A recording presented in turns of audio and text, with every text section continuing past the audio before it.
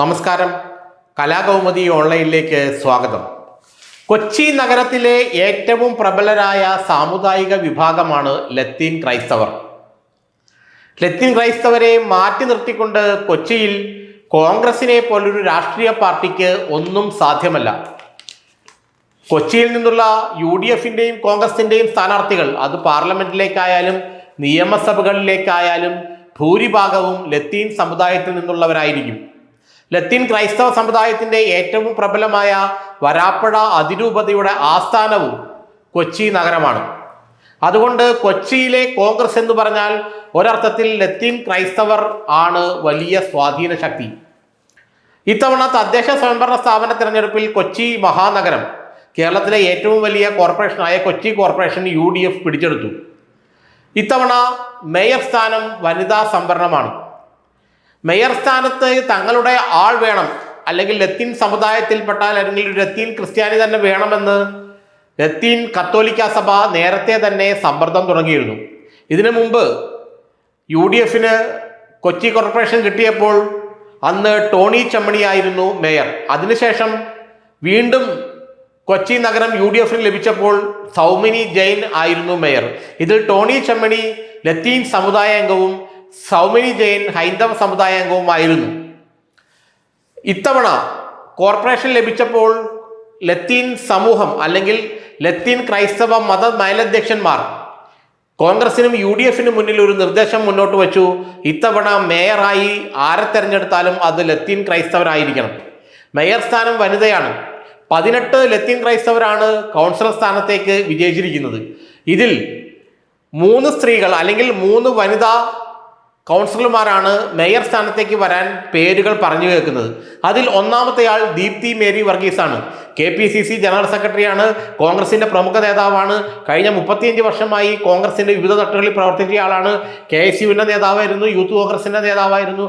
എല്ലാം കൊണ്ടും ദീപ്തി മേരി വർഗീസിനാണ് മേയറാകാൻ അർഹത എന്ന് എല്ലാവരും കണ്ണടച്ച് പറയുമ്പോൾ ദീപ്തി മേരി വർഗീസ് ലത്തീൻ സമുദായാംഗമല്ല. അവർ മർത്തോമ സമുദായ അംഗമാണ്, അല്ലെങ്കിൽ ഒരു സിറിയൻ ക്രിസ്ത്യാനിയാണ്.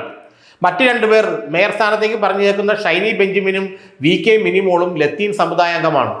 അതുകൊണ്ട് ഷൈനി ജേക്കബിനെയോ അല്ലെങ്കിൽ മിനിമോളെയോ ഇവർ 2 പേരിൽ ആരെങ്കിലും ഒരാളെ, അതല്ല എങ്കിൽ ലത്തീൻ സമുദായത്തിൽ നിന്നുള്ള മറ്റൊരു സ്ത്രീ കൗൺസിലറെ, അവരെ മേയറാക്കണമെന്നാണ് അത്രേ സഭ ആവശ്യപ്പെടുന്നത്, വരാപ്പുഴ അതിരൂപത ആവശ്യപ്പെടുന്നത്. വരാപ്പുഴ അതിരൂപതയ്ക്കാണ് എറണാകുളത്തെ ലത്തീൻ സമുദായങ്ങളിലെ നിയന്ത്രണാധികാരമുള്ളത്, വിശ്വാസപരമായ നിയന്ത്രണാധികാരങ്ങളുള്ളത്. എന്നാൽ കോൺഗ്രസ് നേതൃത്വം ഇപ്പോൾ പുലിവാലി പിടിച്ച പോലെയായി. ദീപ്തി മേരി വർഗീസ് വളരെ സീനിയറാണ്. VD സതീഷിൻ്റെയും KC വേണുഗോപാലിൻ്റെയും അടുത്ത ആളാണെന്ന് മാത്രമല്ല അവർക്കാണ് അർഹത എന്ന് എല്ലാവരും കണ്ണടച്ച് പറയുന്നു. വലിയ പാരമ്പര്യം തന്നെ അവർക്ക് പാർട്ടിയിലുണ്ട്. 35 വർഷമായി അവർ കോൺഗ്രസിലുണ്ട്. വിവിധ തട്ടുകളായി DCC ഭാരവാഹി മുതൽ മഹിളാ കോൺഗ്രസ് ഭാരവാഹി, KPC ജനറൽ സെക്രട്ടറി അടക്കമുള്ള നിരവധി സ്ഥാനങ്ങൾ വഹിച്ച കൗൺസിലറാണ് ദീപ്തി മേരി വർഗീസ്. എന്നാൽ വരാപ്പുഴ അതിരൂപത പറയുന്നത് ലത്തീൻ ക്രൈസ്തവരെ വോട്ട് കൊണ്ടാണ് ഇവിടെ നിന്ന് കോൺഗ്രസിന് പാർലമെന്റ് അംഗം ഉണ്ടാകുന്നത്. കോൺഗ്രസ് MLAമാർ എറണാകുളം നഗരത്തിൽ നിന്നും പരിസര മണ്ഡലങ്ങളിൽ നിന്നും വിജയിക്കുന്നത് 6 മണ്ഡലങ്ങളിൽ, 6 നിയമസഭാ മണ്ഡലങ്ങളിൽ, എറണാകുളം ജില്ലയിലെ 6 നിയമസഭാ മണ്ഡലങ്ങളിൽ ലത്തീൻ ക്രൈസ്തവർ നിർണായക ശക്തിയാണ്. അതുകൊണ്ട് ഞങ്ങളെ പിണക്കിയാൽ വരുന്ന തെരഞ്ഞെടുപ്പിൽ വിവരമറിയും എന്നാണ് അവർ കോൺഗ്രസ് നേതൃത്വത്തിനോടും UDF നേതൃത്വത്തോടും പറയുന്നത്. ഇതോടുകൂടിയാണ് UDF നേതൃത്വം വെട്ടിലായത്. കാരണം VD സതീശനും KC വേണുഗോപാലിനൊക്കെ ആഗ്രഹം ദീപ്തി മേരി വർഗീസിനെ മേയറാക്കണമെന്നാണെങ്കിലും ലത്തീൻ ക്രൈസ്തവ സഭ അത് എതിർക്കുകയും തങ്ങളുടെ ആൾ തന്നെ മേയറായി വേണമെന്ന് വാശി പിടിക്കുകയും ചെയ്യുന്നു. ഏതായാലും ഇതിനെക്കുറിച്ച് അന്തിമ തീരുമാനം കോൺഗ്രസ് നേതാക്കൾ ഒരുമിച്ചിരുന്ന് എടുക്കുമെന്നാണ് പറയുന്നത്.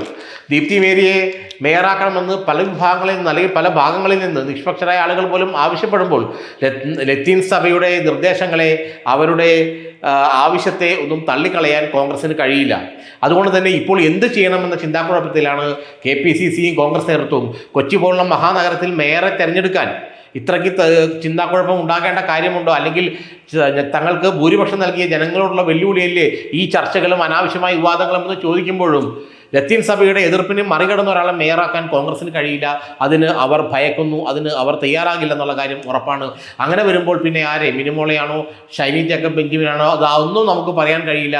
മിനിമോളായാലും ഷൈനി ആയാലും ലത്തീൻ സഭയുടെ ആളാണ്. ദീപ്തി മേരി വർഗീസ് ആണെങ്കിൽ അവർ വേറൊരു ക്രൈസ്തവ വിഭാഗത്തിൽപ്പെടുന്ന ആളാണ്. മറ്റുള്ള 18 കൗൺസിലർമാരിൽ സ്ത്രീകൾ വേറെയുമുണ്ട്. അവരിൽ ആരായാലും കുഴപ്പമില്ല, ലത്തീനായിരിക്കണം മേയർ എന്ന ഒറ്റ നിർബന്ധമേ ലത്തീൻ സമൂഹത്തിന് അല്ലെങ്കിൽ വരാപ്പുഴ അതിരൂപതയ്ക്കുള്ളൂ എന്നാണ് മനസ്സിലാക്കാൻ കഴിയുന്നത്. ഏതായാലും കോൺഗ്രസിന് ഇതൊരു വലിയ തലവേദനയാണെന്നുള്ള കാര്യത്തിൽ തർക്കമില്ല.